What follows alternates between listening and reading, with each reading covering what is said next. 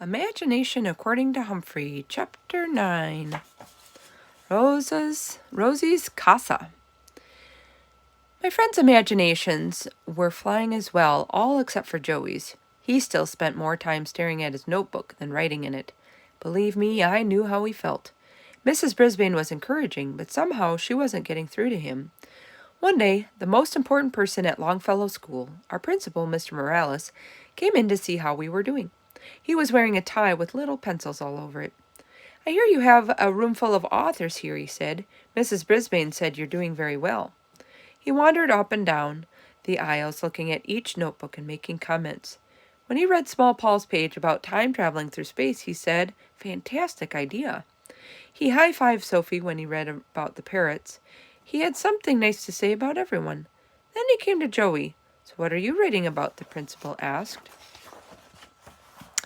He couldn't really tell because Joey had covered his page with his arm. "I'm off to a slow start," Joey said. Mr. Morales persuaded him to move his arm. He studied Joey's page. "Keep going. I love your idea of flying to Africa."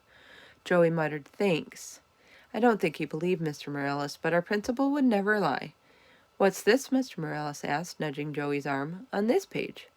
Joey wrinkled his nose. "Oh, just doodles. I'm always doodling." "But they're very good," Mr. Morales said. "They're very, very good."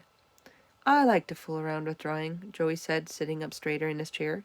"You should illustrate your story," Mr. Morales said. "Don't you think so, Mrs. Brisbane?" Mrs. Brisbane came over to Joey's desk and looked at his notebook. "I hadn't seen these. Mr. Morales is right." "Is it all right for us to draw pictures for our stories?" Thomas asked. "Yes," Mrs. Brisbane said. "I think it would be great. But this is a writing assignment, so you need to have words to go with the pictures." Joey seemed more interested. Mr. Morales looked at Rosie's notebook next. He smiled when he read what she'd written. "Great description." Rosie's smiles lit up the whole room. Then he talked to the whole class. "Mrs. Brisbane and I have been talking, and we've come up with a big surprise for you when you've finished your stories." That got my whiskers wiggling, and my friends seemed excited too. "So do the best work you can," Mr. Morales continued. "You've got something big to look forward to." "How big?" I squeaked. "As big as an elephant? Or a dragon?" Mr. Morales heard me and laughed. "Oh, do you have a story idea, Humphrey?" "Yes, I do," I squeaked. Everybody laughed at that. "I think I'd like to read your story," Mr. Morales said, acting as if he understood me. Suddenly, I realized that as good as my story might be, no one would ever read it, and stories are meant to be shared. I hopped on my wheel and began to spin to shake off my disappointment.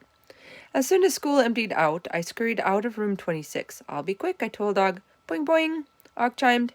As soon as I slid under the door of room 12, Gigi said, "Is that you, Humphrey?" "Yes, here I am," I squeaked as I rushed toward her table. I swung up to her tabletop and noticed that she wasn't shaking the way she usually did. "What's new?" I asked. "Yesterday a boy told me I was his best friend," she squeaked in her soft voice, "and today a girl said she loves me." "That's unsqueakably wonderful," I said. "That's why being a classroom pet is the best, best, best job in the world." "Now I understand," she said. "Thank you for encouraging me." "Any time," I said. It was getting dark outside. "I've got to get back," I told Gigi, "but I'll see you soon." When I returned, I told Og. Now Gigi loves being a classroom pet. "Boing, boing," Og replied. I knew he loved being a classroom pet too, especially in room 26. I worked on my story even though I knew no one else would ever read it. Still, it was exciting to get my ideas down on paper. On Thursday morning, I overheard Joey talking to Mrs. Brisbane. "So what did your mom say?" our teacher asked him. Joey looked so disappointed. "She said this isn't a good week." "That's what she says every week. I don't think I'll ever get a turn." "Your mother's very busy, but I have an idea," our teacher said. "Rosie said she could bring Humphrey home this weekend. Don't you live on her street?" Joey nodded. "It's her first time taking Humphrey home," Mrs. Brisbane said. "Maybe you could go to her house and help her out." Joey shrugged. "I guess I could do that." That afternoon, I overheard Mrs. Brisbane talking to Rolling Rosie. "I was wondering if you'd like to invite Joey to come over this weekend," Mrs. Brisbane said. "He hasn't been able to take Humphrey home, and he knows a lot about hamsters." "Sure," Rosie said. "I'd like that. He lives just down the street."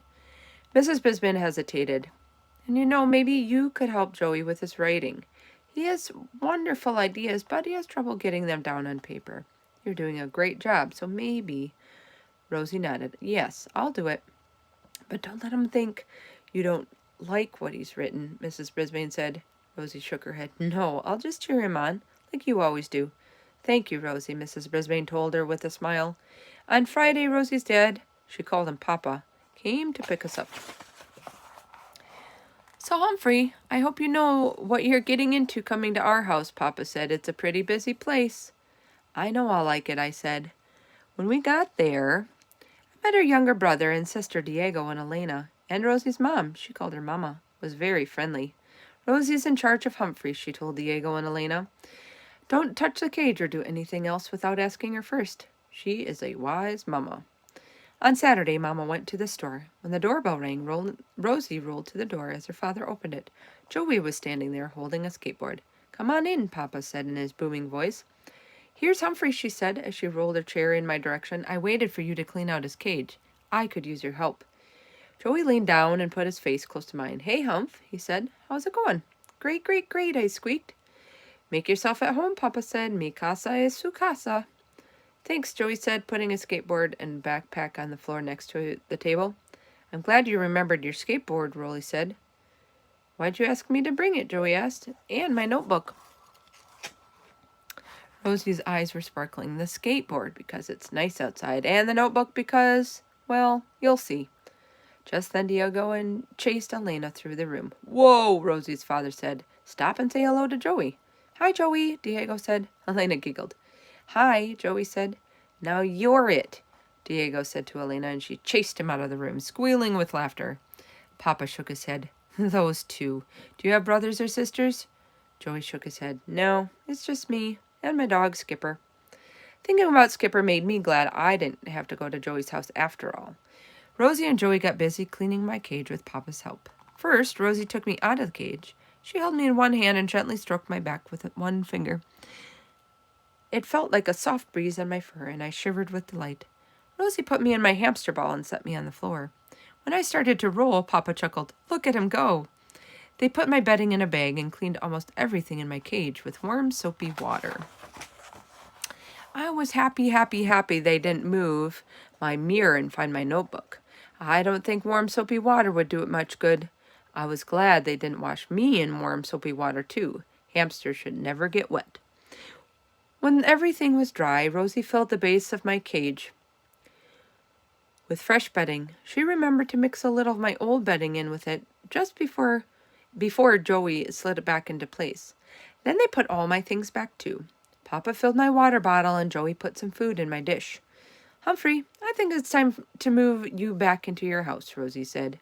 I sniffed here and I sniffed there. It smelled fresh and familiar all at the same time. I was so happy I hopped on my wheel and started spinning.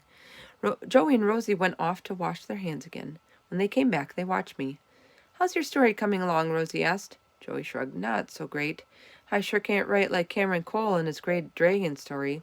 Mrs. Brisbane wants me to take it more descriptive, but I don't know what to write. How about you? I don't know, Rosie said. I think mine's going well. Want to hear it? Joey wanted to hear it, and so did I. One day, I turned into a graceful bird and rose up out of my chair high into the air, she began. Against the blue sky, I felt the wind in my feathers, saw the green earth below. As fast as my wings would carry me, I flew above the Nile River and then to the Egyptian desert, where the great pyramids and the great Sphinx stand. I landed right on top of the statue of the Sphinx, which has the body of a lion but a human head. I looked down at the statue and said, I'm sorry for you, Sphinx. You are stuck in the sand and can't travel, but I have wings and I can fly. For a moment, I felt like a bird landing on the Sphinx. That's really good, Joey said. That's great. Mine is nothing like that. Would you like to read it? Rosie asked. Maybe I could help. I don't think anything would help me, he said. I don't have an imagination. Rosie smiled. Everybody has imagination. Come on, read it to me. Joey slowly opened his backpack and took out his notebook. I'll read it, he said, but it's no good. I hoped he was wrong. Joey began to read. I flew like a hawk to Africa and saw animals in the wild. I saw elephants, giraffes, lions, rhinos, and monkeys. I'd especially like the elephants. They were amazing. He lowered his notebook. That's it. Pretty bad, isn't it? Rosie shook her head. It's not bad. You just need to put some zing into it. Zing? What's that? Joey asked. I'd never heard of zing either, but I thought My writing could use some. It's like cooking dinner, Rosie explained. Mama puts in the meat and the potatoes and the vegetables, and then she spices them up. Pepper, salt, garlic, hot sauce, that's the zing. I don't know about Joey, but I was suddenly hungry. I don't get it, he said. Can you show me? Rosie thought for a moment. Well, you told me what you saw, but you need to make me see it too. Oh, I can see it, Joey said. I see a monkey in a tree. Doing what? Rosie asked. Joey was silent for a long time. A little too long, I thought. I knew what monkeys did. I saw them in a video in the library. Sometimes at night I sneak into the library to read and watch videos. I scrambled up the side of my cage and took a giant leap onto my tree branch. I hung there from one paw and bounced up and down. Squeak, squeak, squeak! I tried to sound like a monkey. Rosie saw me first and giggled. Look, Humphrey's acting like a monkey. Joey leaned in and watched me, so I swung from the branch to my ladder and climbed it to the tippy top of my cage. I hung there by one paw, swinging back and forth. He is like a monkey, swinging from branch to branch, Joey said. He bent over his notebook and started scribbling. Here's the monkey, he said, as he held up the page for Rosie to see. I could see it too. It was an unsqueakably great drawing of a monkey swinging from a tree. Rosie's eyes opened wide. That's great. I can almost see him moving. Can you write the words to describe it? Joey thought for a bit, and then he wrote, The playful monkeys swing from branch to branch. Rosie clapped her hands. What else would you see? Joey stared at the pages, and then he said, What about a lion? Oh dear, hamsters aren't like lions at all, but I thought about the video. I raced up to the side of the cage, faced Joey, and said, Roar! I tried my best, but I know it sounded like a great big squeak. Ah! Joey laughed. Humphrey's roaring like a lion. And he started scribbling again. Humphrey's so funny. It's like he understands you, Rosie said. When he showed Rosie the drawing, she clapped her hands again. You're a great artist, she said. Can you describe what you drew? Joey thought for a long time, then he wrote something down. Joey stared at his notebook again. Maybe there would be a rhino. Rhino, I squeaked. I've got it. I scurried to one side of my cage and then lowered my head and ran as fast as I could to the other side of the cage. Charge! I squeaked. Joey chuckled and quickly wrote something down. What about elephants and giraffes? Rosie asked. Small furry hamsters have nothing in common with elephants and giraffes. I was thinking about how to help Joey, but it turns out he didn't need my help. I know what to do, he said as he wrote. Whew, that was a huge, huge, huge relief. Joey wrote and wrote and wrote some more. At last he was finished. How's this? He asked. Then he read from his notebook. With the eyes and the speed of a hawk, I flew to Africa and saw amazing animals in the wild. I watched the playful monkeys swinging from branch to branch. Then I saw a mighty lion and heard its powerful roar. From a safe place, I watched a rhino charge with its great sharp horn and a giraffe eating leaves from the top of a tree. My favorite part was seeing elephants in the wild and hearing their loud trumpeting. I decided to stay in Africa and never came back. Rosie clapped loudly. That was great. It had loads of zing. I couldn't clap my paws, but I squeaked, Good job, Joey, at the top of my tiny lungs. Just one thing, Rosie said. I think you need a descriptive word in front of hawk. Mrs. Brisbane asked for that. Oh, Joey said. How do you spell magnificent? Rosie helped him out, and Joey wrote it down. Tomorrow I'm going to illustrate the whole thing, he said. That's the fun part. Both of them were smiling happily. I think I was smiling too. What do we do next? Joey asked. I don't have to be home for a while. Before I knew it, we were all heading outside. I was in my hamster ball sitting on Rosie's lap. Joey pulled his helmet and knee pads out of his backpack as he followed with a skateboard.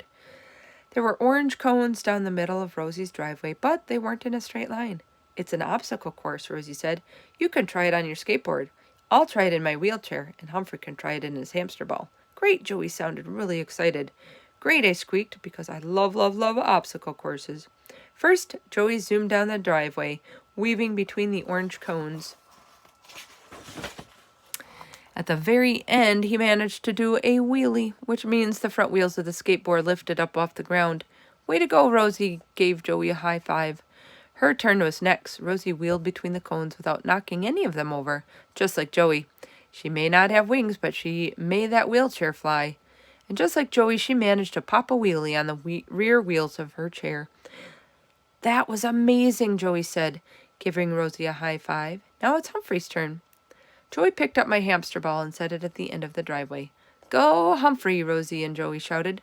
I think a skateboard and a wheelchair are easier to control than a hamster ball. I managed to get around the first cone, but I got stuck when I ran straight into the second one. That's okay, Humphrey, Joey said as he moved my hamster ball away from the cone. I decided to forget about the cones. I started running in a straight line. My hamster ball picked up speed. That's the way, Humphrey, I heard Rosie shout. Then I heard something else. He's going to roll into the street, Rosie shrieked. Eek, I shouted. I don't think anyone could hear me from inside the hamster ball. I heard a rattle, rattle, rattle come up behind me, and my hamster ball came to a sudden stop. It's okay, Humphrey, Joey said. You are safe. Joey had skateboarded down the driveway and stopped me just in time. I hate to think what might have happened if I ended up in the street. Thanks, Joey, I said. Thanks, Joey, Rosie said as she wheeled her chair next to us. Joey picked me up and handed the hamster ball to Rosie. She opened the top and smiled at me. You did a great job, Humphrey, she said, but you didn't pop a wheelie. How could I have? My hamster ball has no wheels. But it was still a great day. I was positively happy that Joey's story was better, and Joey and Rosie had tons more fun making up new obstacle courses, using their imaginations. My writer's ramblings. I like to pop a wheelie, almost more than anything, but I was very happy to help Joey's writing zing.